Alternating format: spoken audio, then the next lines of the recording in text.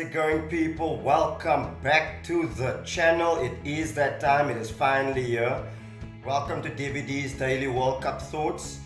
And what can one say? Let's dive straight into it. So, I know a lot of people haven't really been feeling the World Cup, obviously, because it has been disrupting the season, which is going on, of course. And I get that, but I mean, once a ball gets kicked, you obviously get into it, and I'm not gonna lie, me personally, I love a World Cup. I'm always up for a World Cup. I think it's a spectacle, there's football every day, it's madness, it's crazy, you can just enjoy it, football all day, and I mean, who wouldn't love some football? So, for me personally, I know there's a lot going on with Qatar and what's been said about obviously there are some issues surrounding it, a lot of controversy, captain's armbands, that type of thing, but for me, I think it's a welcome break from the Premier League season. Me personally, watching Arsenal every week has drained me, even though we are playing good football. It is stressful, so I don't know how Liverpool fans did it for so many years. But without further ado, let's get into it. So Sunday saw the hosts, Qatar, play Ecuador, and I'm not gonna lie, I thought personally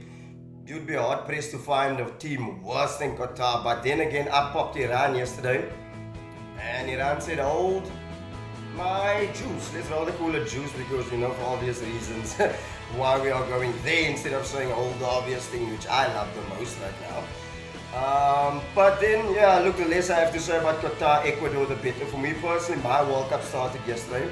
First game saw England come up against Iran. And what can I say? Our little Chilli, my star boy, doing what he does best, picking up the man of the match award. I have to big him up because after the Euro, what he went through, I think it's fantastic the way he's bounced back. But special credit to Jude Bellingham as well. The guy's price tag just went up by another £10 million as well. I think he's world class. He's only going to go from strength to strength in this tournament. I think it was a good result for England. Maybe the 2 goals might have blemished it a bit, but good result for England. They're well on their way into the next round, of course. And like I said, I think they should get past. Who's the other team in the group? Fuck, I even forgot now. They should get past the United States of America. I think they will beat Wales, of course. So, who knows? England will qualify by Friday. I think they will qualify. Sorry about that. They will qualify, and then maybe in the last game, Southgate can rest some players. I just want to point out that a lot of people have made a lot about Gareth Southgate and his team selection, that type of thing. For me, he basically selects players to suit his system. I mean, obviously your Harry Maguire, your Luke Shaws and that type of thing. So I don't think he personally cares what other people think. And I mean, they've been doing the business. Even Jordan Pickford, I don't think, I'm not Pickford's biggest fan, but he hasn't set a foot wrong for England. So yeah, kudos to England for winning the game as well. Good start, perfect start, boosting the goal difference as well. So kudos to them. Also, the goalkeeper for Iran that picked up an injury was massive. I don't think it would have changed the complexion of the game. But the reason why they took so long actually to make the change was apparently because the number 2 goalkeeper is rubbish. That's what came out as well. They don't think he's as good as the number 1. And Iran's number 1 apparently is similar to your Ramsdale, the distribution he gets out. Apparently he's got the longest throw in the world as well. So wish him a speedy recovery. It was a heavy knock to take as well. And then game number 2 saw Netherlands play Senegalese, obviously missing Sadio Mane, which is a massive blow. I thought Senegal did well in the first half, but you could see they were missing Mane. And of course, Netherlands even with the team that they've got out as well. Janssen up front, I don't buy into the whole Janssen up front thing, but they got the result at the end of the day. A lot of people are saying that, okay, the Dutch aren't looking as good as you would have expected them to be. I think Van Gaal will get it as time goes on. Now, of course, it's the first opening game. You need to warm up to the tournament, get into the swing of things. Me personally, as a French supporter, we all know how we played. We weren't convincing in the group stages, but as time went on, we got stronger. So, what right now, you just need to get out of the group. So yeah, I'm sure we'll see a stronger Netherlands team. Senegal, Edward Mendy, this guy's been shocking since the turn of the AFCON as well, so I don't know about that guy. The less I have to say about him, the better. But I think he's just going through a difficult time right now. But who knows? Maybe Senegal can come good. You never know. I think they are African champions for a reason. And I was actually hoping they would do it because I wanted to see African team do well too. I think Tunisia is going to go far. No, can't see it happening. So yeah, Senegal is my only team that can go as far as possibly. Let's see. There's still 2 more games to go. And in our last game, saw USA play Wales.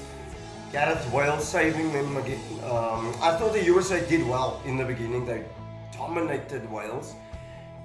Timothy Weah, like father, like son. So obviously George Weah being, I think, the best Ballon d'Or winner not to play in a World Cup. So happy for him in a sense. I just couldn't see USA tailoring off the way they did, but I think they got a relatively young squad as well. And also, Wales have that experience in recent tournaments. I think that played into their hands also. But not a bad start to today's football, for yesterday's football. I do want to touch on something, is the added time that I have seen in these games. Now, I've heard this morning that what they are going on, it was said before the World Cup started that they want to highlight the amount of stoppages there are. Me personally, with the England game, I can understand in the first half why you added 10 minutes, because their Iran goalkeeper was down, but I mean, 14 minutes added on. I mean, usually a game is supposed to be done at 5, and it's only done at quarter past because of 10 minutes, because you want to highlight it. For me personally, the minute the ball goes out, just stop the clock and then just let it run and let it continue and see the way it plays out. But it is what it is, something new. Also, one thing I like, what has stood out for me in this tournament thus far, is in the Qatar game, I saw the VAR call. I like the technology. I think the Prem should bring that actually in. There's no argument about it, and it's quick. There's no long need for drawing ruler line, toenails and all that stuff. I mean, the minute the ball is touched, you can see, okay, there you go. So that's what stood out for me, looking forward to it. What I also want to touch on is, let me know in the comments who you think, because I want to ask a few questions as well, posed to you. I did ask this in last week's show for the podcast buzz, but who do you think are going to be the champions, number one? Me, personally, I think it's going to be a South American thing. Either Brazil, Argentina. Uruguay also can be a dark horse. I think the weather also plays into that. I personally would love Argentina to win it because of Messi. Who's going to be a dark horses? I'm going with the Spanish. Even though they have striker problems, I think they play the best football in Europe right now, the way Pedri and Gavi are going about. So I like the way they play football. Standout player, breakthrough player, I think if there's anything that you need to go by, you don't have to look further than Jude Bellingham. I like the look of Musiala as well, of Germany. And who's going to be the underachievers? I'm not going to lie.